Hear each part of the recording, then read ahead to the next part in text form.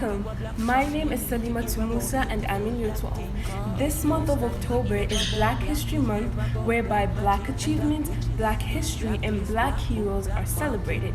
In honor of that, I'll be sending videos out to each form so we can collectively celebrate Black history, Black heroes, and Black achievements. So stay tuned, guys, and happy Black History Month!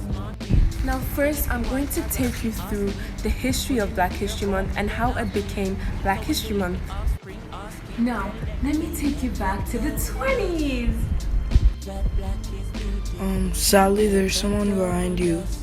Oh, this is historian Carter G. Woodson. He was the pioneer of Black History Month, but it started as Negro History Week in the 1920s, specifically 1926, to address the miseducation of Black people. Now, a very important reason why Negro History Week was created was to address the miseducation of Black people. Believe it or not, a lot of people during the 30s believed that Black people were better off as slaves and thought that they were being treated well as slaves. Now, this brings us on to the history of slavery.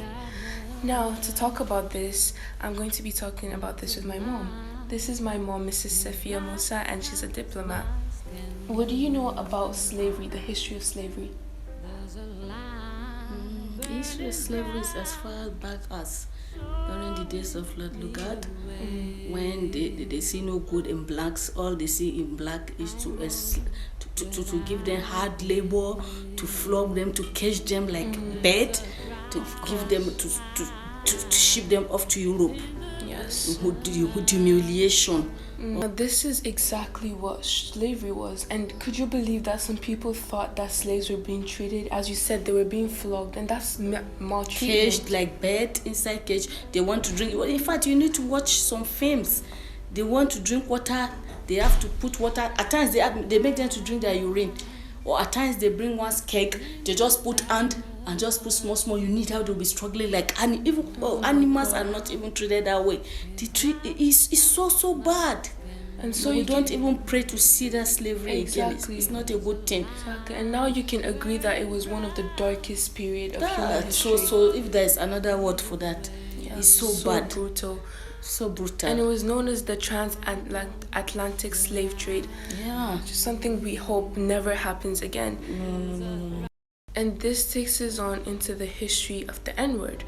And now the N-word is something my mom doesn't know much about, so I'm really delighted to be teaching her about it. And most of you that don't know what the N-word is and the sensitivity of it. Now the N-word originated from the word Negro, which means black in Spanish, and it was used to dehumanize Black people, to refer to them as subhuman, and that term was used during slavery and post-slavery to basically tell Black people that they didn't have a place in society. And this led to internalized oppression, where Black people actually started to believe that they were less than humans, they were, synchronized with animals. And this is why the word should not be used by non-Black people, because of the offense, the negativity it holds. It's such a brutal word that we don't want, non-Black people to be using it. When Black people use it, they're reclaiming it, we're reclaiming it and using it as our own.